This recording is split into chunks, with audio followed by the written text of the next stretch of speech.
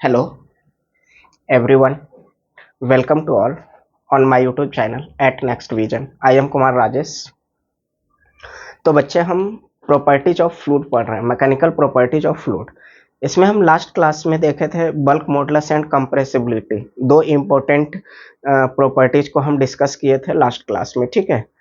तो उस पे एक न्यूमेरिकल्स भी हम देखे थे, ठीक है। अभी जो हम most important one of the most important property देखने जा रहे हैं फ्लूइड का, वो है विस्कोसिटी, ठीक है। तो समझते हैं विस्कोसिटी कैसे डिफाइंड करेंगे, क्या होता है विस्कोसिटी, ये सारी बातें हम इस क्लास में करेंगे। इसका आज इस क्लास में ओनली थियोरेटिकल पोर्शन ही कवर हो पाएगा। इस पे बहुत सारे न्यूमेरिकल्स, इवन नीट एग्जाम के अंदर भी न्यूमेरिकल्स पूछे गए हैं, ठीक है ना। जेई मेंस में तो पूछे ही जाते हैं, एडवांस में भी पूछे जाते हैं, और भी एकेडमिक एग्जाम हो वहाँ भी विस्कोसिटी से रिलेटेड कई सारे क्वेश्चंस पूछे जाते हैं। तो ये काफ़ी इंपॉर्टेंट प्रॉपर्टी है, इसको समझने का कोशिश करते हैं, ठीक है। देखिए विस्कोसिटी कैसे डिफाइन करेंगे। विस्कोसिटी एक्चुअली होता क्या है, ये सबसे पहले हम समझते हैं। इस दुनिया में जितना भी फ्लूइड है, most of the fluid not in ideal nature, ठीक है। कोई भी फ्लूइड जो है वो आइडियल नेचर का, मतलब ज्यादातर फ्लूइड जो है वो आइडियल नेचर के नहीं है। आइडियल नेचर कहने का क्या मतलब हुआ कि जैसे इंसान के बारे में बोला जाता है कि बड़ा सीधा साधा इंसान है। सीधा साधा इंसान कहने का क्या मतलब हुआ? सीधा साधा इंसान कहने का मतलब हुआ वो किसी से उस टाइप से कभी बिहेव ना किया हो जो कि किसी को हर्ट करे, तो वो इंसान कैसा इंसान है? आइडियल इंसान है।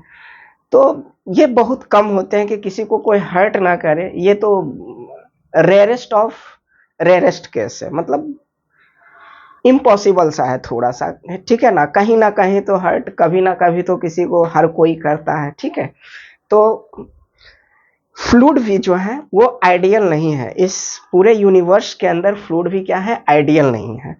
लाइक सॉलिड, जब एक सॉलिड दूसरे सॉलिड के कांटेक्ट में होता है, जब एक सॉलिड दूसरे सॉलिड के कांटेक्ट में आता है, एक सॉलिड है, ये दूसरे सॉलिड के कांटेक्ट में आएगा, दूसरे सॉलिड के क्या होगा? कांटेक्ट में आएगा। ऐसा एक सॉलिड है और दूसरा सॉलिड कोई ऐसा सॉलिड है, ठीक है। जब आप इसको एक दूसरे के कांटेक्ट में लाइएगा और इसको आप क्या है कांटेक्ट में लाइएगा, तो यहाँ पे क्या लगता है? यहाँ पे फ्रिक्शन जनरेट होता है। क्या होता है? फ्रिक्शन। दोनों के बीच में क्या है? फ्रिक्शन जनरेट होता है। दोनों के बीच में कैसा है? Friction generate. ये स्टैटिक कंडीशन में हो या मोशन के कंडीशन में हो, in both cases friction generate होगा ही। फ्रिक्शन दोनों सरफेस के, कॉन्टेक्ट सरफेस के बीच क्या होता है? फ्रिक्शन फोर्स लगता है, ठीक है। तो उसी टाइप से इन केस ऑफ फ्लूइड, जैसे ये कोई फ्लूइड है, ये कोई फ्लूइड है, तो फ्लूइड का लेयर जो है, ऐसे फ्लूइड का लेयर है, सपोज ऐसे फ्लूइड का लेयर है, तब फ्लूइड का एक लेयर दूसरे लेयर के साथ भी क्या मतलब एक लेयर और दूसरे लेयर के बीच में भी क्या होता है? फ्रिक्शन फोर्स जनरेट होता है। दैट फ्रिक्शन फोर्स, ये क्या है? इंटरनल फोर्स है। ये जो फ्रिक्शन फोर्स लग रहे हैं, देखिए इस अगर मैं टॉप मोस्ट लेयर का बात करूं तो उसके ऊपर कोई लेयर है ही नहीं फ्लूइड का, तो इस पे ऊपर के पार्ट में फ्रिक्शन नहीं होगा, ऊपर के पार्ट में फ्रिक्शन नहीं होगा। अगर हम एयर, सिर्फ हम सिस्टम को हम अपना लिक्विड मान रहे हैं, अगर हम सिस्टम में एयर ले लेंगे तो ऊपर कोई भी ओशियन हो, वेल हो, पॉन्ड हो, कहीं भी, तो यहाँ तो फ्लूइड कांटेक्ट में है, नहीं कुछ है तो एयर है। बट हमारा सिस्टम, कंसिडरेशन ऑफ सिस्टम हमारा क्या है? सिर्फ लिक्विड है, मतलब हम सिर्फ वाटर, कोई भी लिक्विड पे हम बात करना चाह रहे हैं, ठीक है, नॉट वाटर। तो यहाँ पे क्या है कि हम सिर्फ लिक्विड को अपना सिस्टम कंसीडर कर रहे हैं, ठीक है। तो ऊपर कोई लेयर नहीं है, तो ऊपर के पार्ट में क्या है? ऊपर के पार्ट में क्या है? कोई फ्रिक्शन नहीं कंसीडर किया जाएगा। तो ये इंटरनल, इसीलिए विस्कोसिटी को बोला जाता है कि ये इंटरनल रेजिस्टेंस है, इंटरनल फ्रिक्शन है between the two layer, between the two layer. Between the two layer कहने का मतलब क्या हुआ? एडजेसेंट लेयर, दो एडजेसेंट लेयर के बीच में क्या है? फ्रिक्शन फोर्स जनरेट हो रहा है। ये फ्रिक्शन फोर्स, जो फ्रिक्शन फोर्स जनरेट हो रहे हैं, वो फ्रिक्शन फोर्स क्या कहलाएगा? वो फ्रिक्शन फोर्स कहलाएगा इंटरनल रेजिस्टेंस, जो एक लेयर दूसरे लेयर पे क्या करता है? लगाता है। That internal resistance is known as viscosity. उस इंटरनल रेजिस्टेंस को, उस इंटरनल फ्रिक्शन को हम क्या बोलेंगे, विस्कोसिटी बोलेंगे। ठीक है, आई होप कि आप बातें समझ रहे होंगे। ठीक है, तो ये विस्कोसिटी सिंपली हम ऐसे किसी को भी विस्कोसिटी हम बता सकते हैं, समझा सकते हैं। तो विस्कोसिटी कैसे डिफाइंड होगा, it is the viscosity, definition मैं लिखता हूं, it is the internal, it is the internal resistance, it is the it is the it is the it is the internal internal internal resistance, internal resistance, internal resistance offered offered offered by offered by one layer one layer one layer one layer one layer to the adjacent layer, to the adjacent layer, to the adjacent layer, to the adjacent layer of fluid, to the adjacent layer of fluid।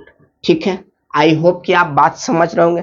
ये क्या है, viscosity क्या है, internal resistance है, internal friction है। ठीक है, internal जो किसके किसके बीच में होता है, दो लेयर के बीच में क्या है, डिफाइंड किए जाते हैं, मतलब उसके बीच में जो फ्रिक्शन फोर्स आ रहा है, that friction force is known as viscosity, हम उसको विस्कोसिटी बोलेंगे। ठीक है, अब देखिए फ्लूइड, जैसे ही हम फ्लूइड दिमाग में बोलते हैं तो मैं कई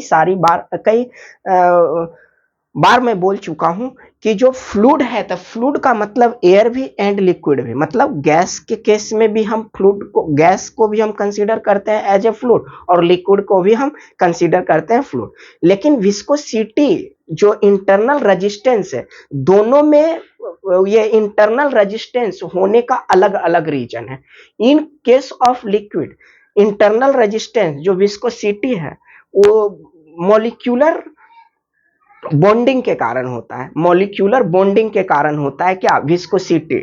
मेन रीजन क्या है, लिक्विड के केस में मॉलिक्यूलर बॉन्डिंग विस्कोसिटी का, but in case of gases molecular collision main reason है विस्कोसिटी का। ठीक है, तो हम क्या बोले, हम ये बोले कि in case of liquid, liquid के केस में main reason of viscosity is molecular bonding, molecular bonding, and in case of gases main reason is molecular collision. ठीक है ना, कोई भी सबस्टांस है, कोई भी फ्लूइड है या कुछ भी है, तो वो क्या है, मॉलिक्यूल से बने हैं, एटम से बने हैं।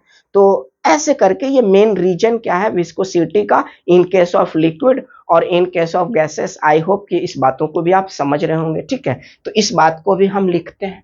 ठीक है, main reason of viscosity, main reason of the main region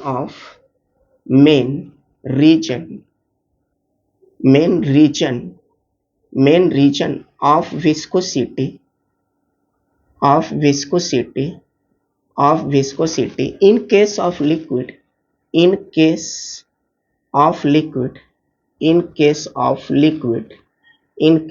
liquid H molecular bonding, H molecular bonding, molecular bonding, molecular bonding, whereas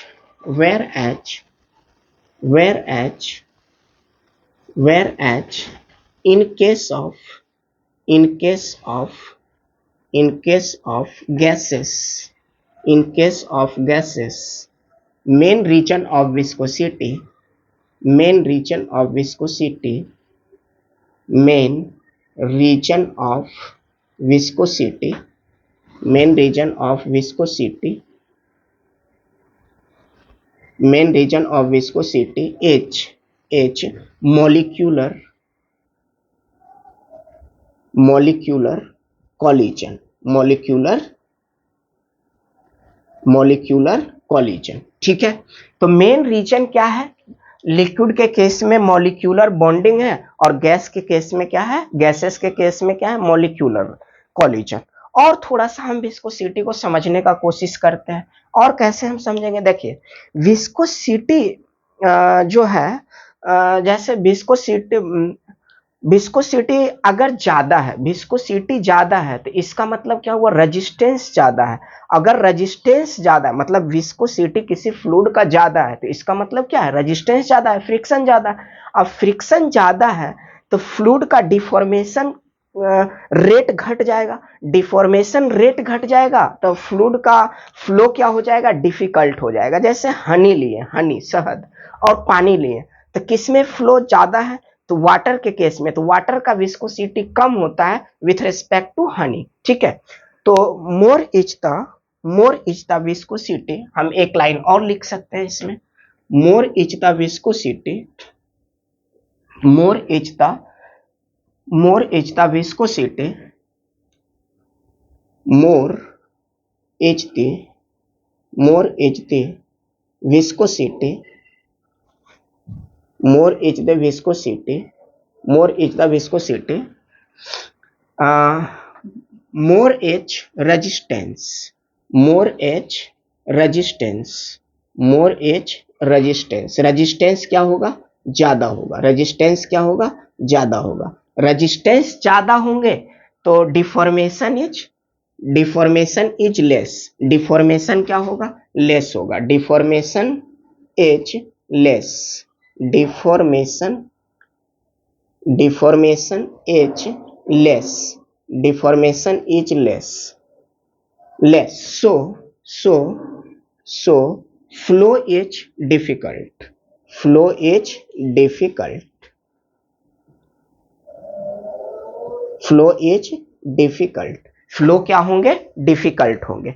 तो आई होप कि इतनी बातें आप समझ रहे होंगे रिगार्डिंग द विस्कोसिटी, ये सारी बातें आपको समझ में आ रही होगी।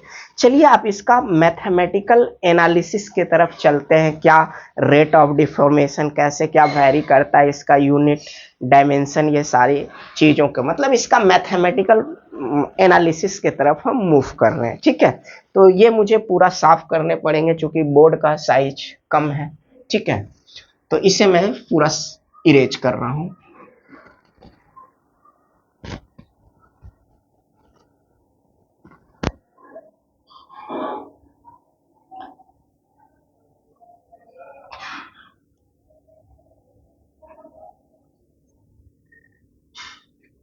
देखिए कोई सरफेस है, एनी सरफेस, ठीक है, कोई सरफेस है, उस सरफेस पे क्या है, फ्लूइड पड़ा हुआ है, उस सरफेस क्या है, फ्लूइड पड़ा हुआ है। कोई सरफेस है, एनी सरफेस, कोई सरफेस है उस पे फ्लूइड है, कोई सरफेस पे क्या है, फ्लूइड है, ठीक है। ऐसे फ्लूइड पड़ा हुआ है सरफेस पे, ऐसे फ्लूइड पड़ा हुआ है, ठीक है। ऐसे फ्लूइड क्या है, पड़ा हुआ है, इस सरफेस के ऊपर क्या है, फ्लूइड है, इस सरफेस के ऊपर क्या है, फ्लूइड है, ठीक है।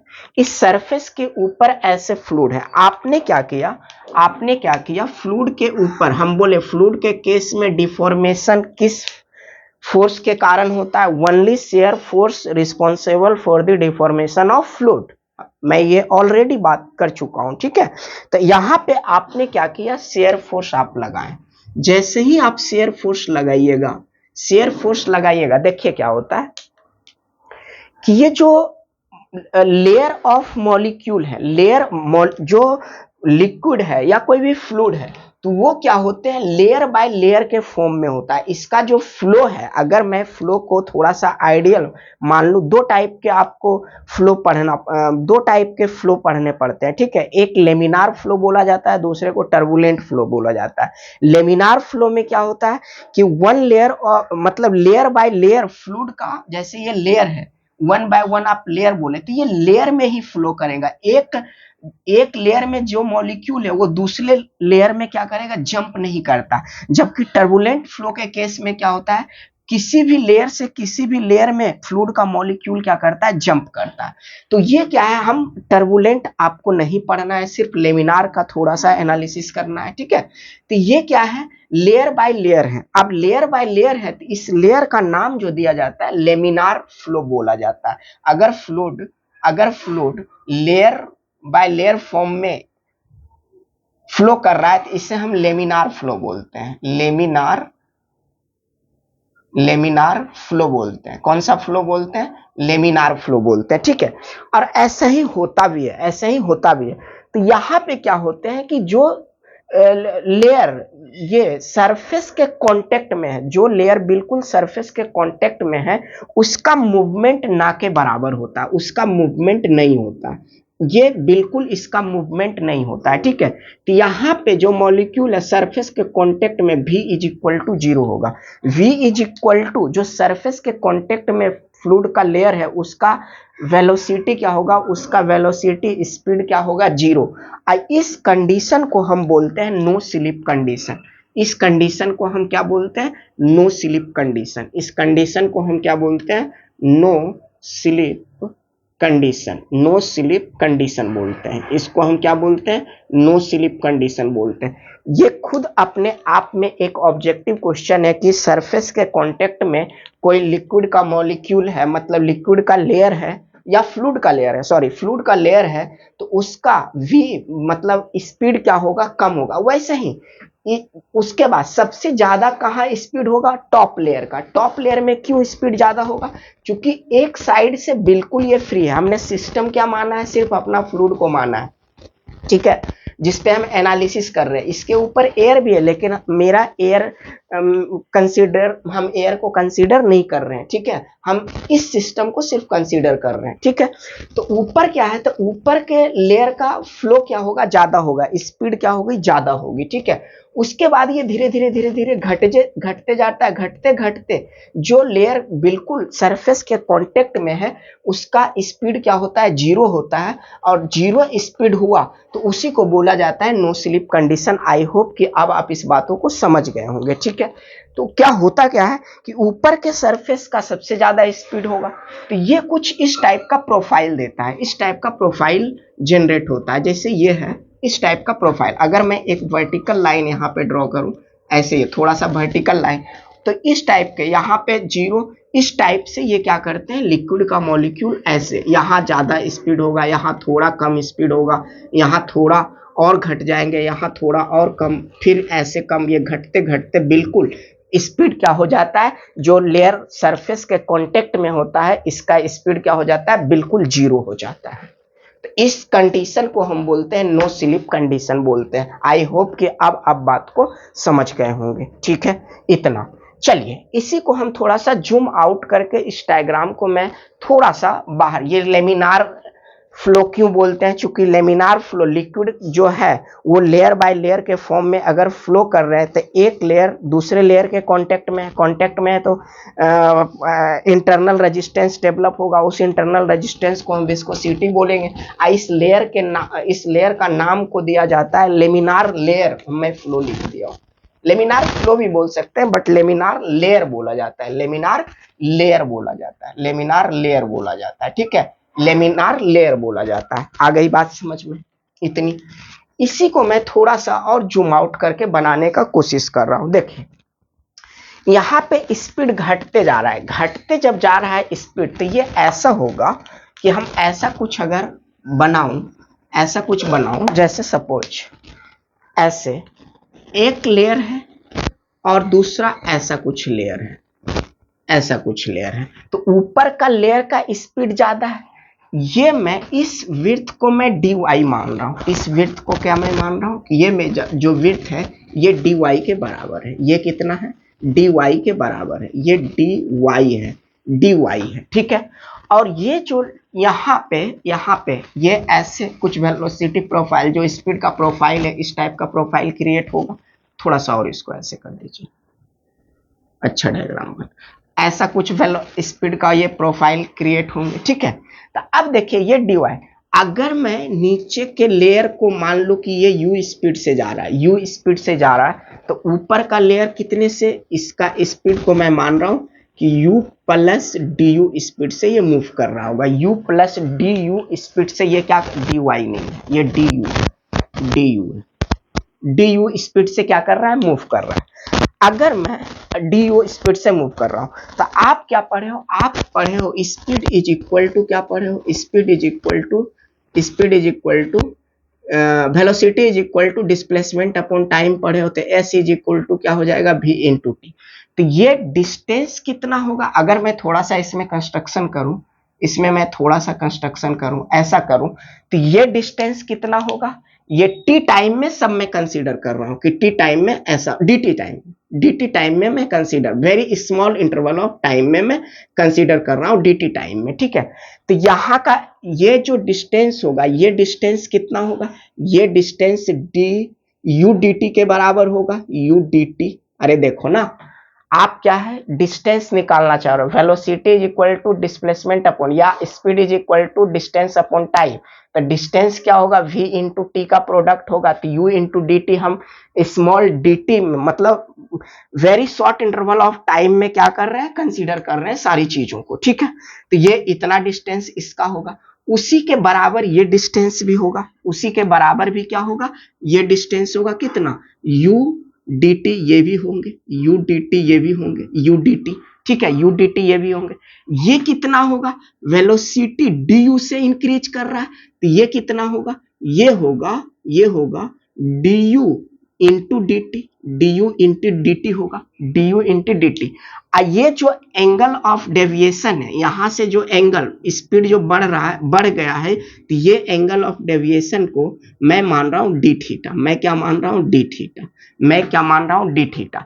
ये काफी छोटा है, डी थीटा जो है वेरी वेरी स्मॉल, ठीक है, डी थीटा क्या है, वेरी वेरी स्मॉल है। अब एक आप ट्रेंगल कंसीडर कीजिए, जैसे मैं एक ट्रेंगल कंसीडर किया, इस यहाँ पे मैं ए बोला, ये मैं बी बोला, और इस पॉइंट को मैं सी बोला।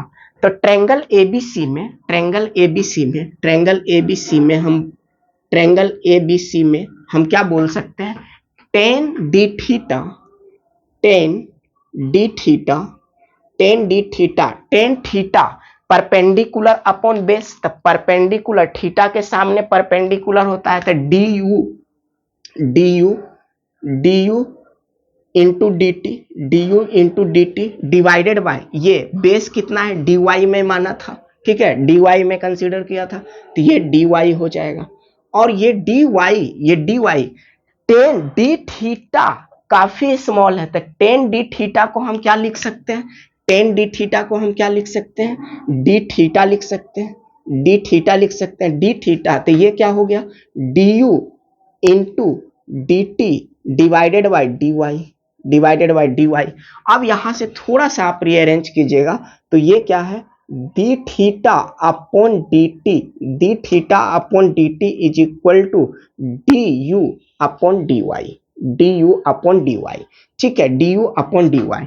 अब ये देखिए, यही है रेट ऑफ थीटा, इसका थीटा एंगल से डिफॉर्मेशन, तो ये टाइम के साथ डिफॉर्मेशन हो रहा है, देयरफॉर ये क्या कहलाएंगे, रेट ऑफ डिफॉर्मेशन, ये क्या कहलाएगा, रेट ऑफ डिफॉर्मेशन, ये क्या कहलाएगा, rate of deformation, rate of deformation, rate of deformation. और ये क्या कहलाएंगे, वेलोसिटी ग्रेडियंट, ये क्या कहलाएगा, velocity, velocity gradient, velocity gradient कहलाएगा, ठीक है, ये वेलोसिटी ग्रेडियंट कहलाएंगे, ठीक है। तो ऐसा, इतना आई होप कि समझ गए होंगे बात को, ठीक है, इतनी बात आप समझ गए होंगे, ठीक है, इतनी बातें आप समझ गए होंगे। फिर थोड़ा सा मुझे बोर्ड को क्लीन करना पड़ेगा। अब देखिए क्या होता है, इधर से मैं क्लीन कर रहा हूं, ठीक है। अब देखिए क्या होता है next, in case of solid, solid के केस में क्या होते हैं, सॉलिड के केस में अभी मैं मैकेनिकल प्रॉपर्टीज ऑफ सॉलिड नहीं पढ़ाया हूं, बट थोड़ा सा उसका मैं हेल्प ले रहा हूं। इन case of solid, in case of solid, in case of, in case of solid, in case of solid, stress, stress is directly proportional to strain, strain is stress, stress क्या होता है, stress is directly proportional to strain, strain होता है directly proportional to strain, but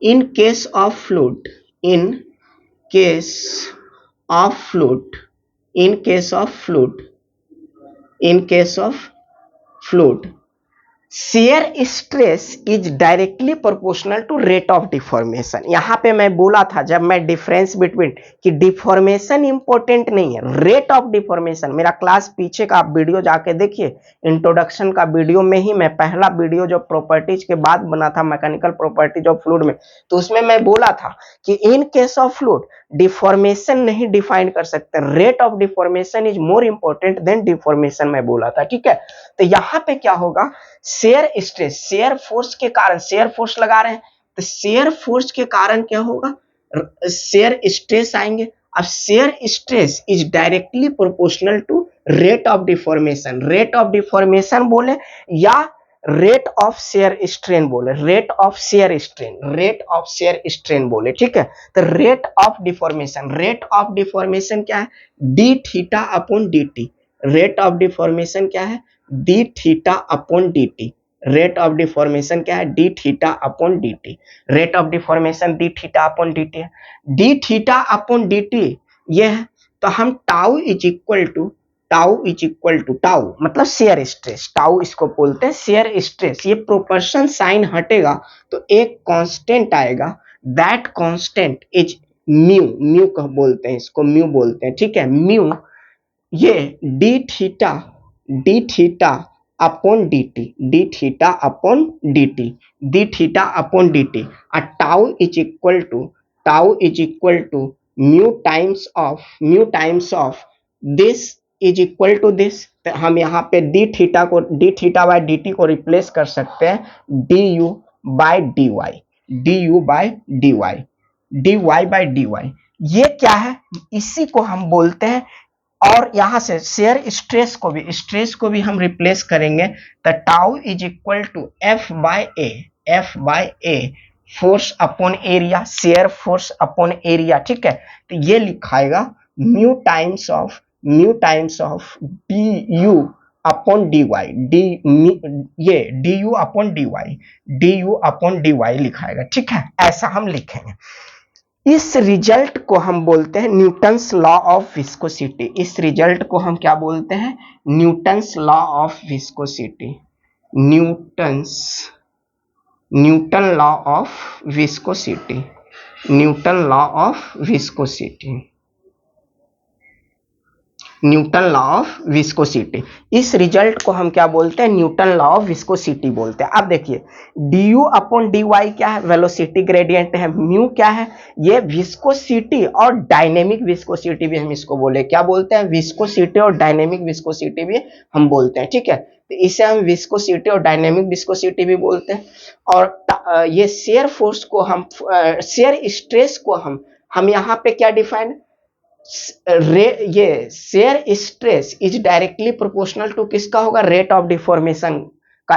इसमें fluid के case में, fluid के case में यहाँ पे एक स्टेटमेंट मुझे लिखना था, जैसे मैं ऊपर लिखा हूं कि shear stress is directly proportional to rate of deformation, ऐसा लिखना था। बट उसका मैथमेटिकल स्पेस की वजह से मैं डायरेक्ट मैथमेटिकल पहलू चीजों को लिख दिया। ठीक है, तो ये हो गया फोर्स अपॉन एरिया, तो shear force upon area, this is equal to mu times of D you upon D Y. ये रिजल्ट बोला, इस रिजल्ट को बोला जाता है न्यूटन्स लॉ ऑफ विस्कोसिटी। यहां तक बात आई होप कि आपको समझ में आ गए होंगे। ठीक है, अब देखिए इसी का अब एनालिसिस आगे है। इस रिजल्ट पे हम जैसे ही पहुंचे तो इस रिजल्ट का एनालिसिस क्या है कि ये म्यू जो है, यहाँ पे जो ये म्यू हो रहा है, यही है वो विस्कोसिटी जिसका हम तलाश कर रहे थे, जिसको हम ढूंढ रहे थे। ये क्या है, विस्कोसिटी, विस्कोसिटी, विस्कोसिटी। और हम इसे क्या बोलते हैं, dynamic viscosity, dynamic, dynamic viscosity, dynamic viscosity, dynamic viscosity बोलते हैं। ठीक है, विस्कोसिटी और डायनेमिक विस्कोसिटी बोलते हैं। तो लास्ट क्लास में हम सॉरी, ये मतलब यहां तक हम पहुंचे। इस क्लास को मैं, ये छोटा सा वीडियो है, ठीक है, अगले क्लास में हम नेक्स्ट डे अगले क्लास में हम यहीं से इसका एनालिसिस, ये पूरा अभी 25-30 मिनट और लग जाएंगे, लेक्चर वीडियो लंबी हो जाएगी, तो मैं उस चीज को लंबा नहीं करना चाह रहा, ठीक है। तो इसके बाद में इसका एनालिसिस, अब ये रिजल्ट का एनालिसिस है, इसका यूनिट, विस्कोसिटी का यूनिट, डायमेंशन, कन्वर्जन, ठीक है। ये सारा चीज हम नेक्स्ट क्लास में देखेंगे। तो एक क्लास विस्कोसिटी किस किस फैक्टर पे डिपेंड करता है, ठीक है, ये सब बातें हम देखेंगे। तो एक क्लास इसका सिर्फ थियोरेटिकल पोर्शन पे लग जाएंगे। उसके बाद इस पे बेस हम बहुत सारा न्यूमेरिकल, एटलीस्ट 5-6 न्यूमेरिकल्स में करूंगा पूरा एक क्लास, ठीक है, न्यूमेरिकल्स का करूंगा। उसके बाद हम काइनेमेटिक विस्कोसिटी को देखेंगे। तो विस्कोसिटी का भी टॉपिक क्या हो जाएगा, एंड हो जाएगा। उसके बाद हम सरफेस टेंशन के तरफ मूव करेंगे, ठीक है। तो आई होप कि आप सारी बातों को समझे होंगे। Thank you so much. मिलते हैं नेक्स्ट वीडियो में, ठीक है।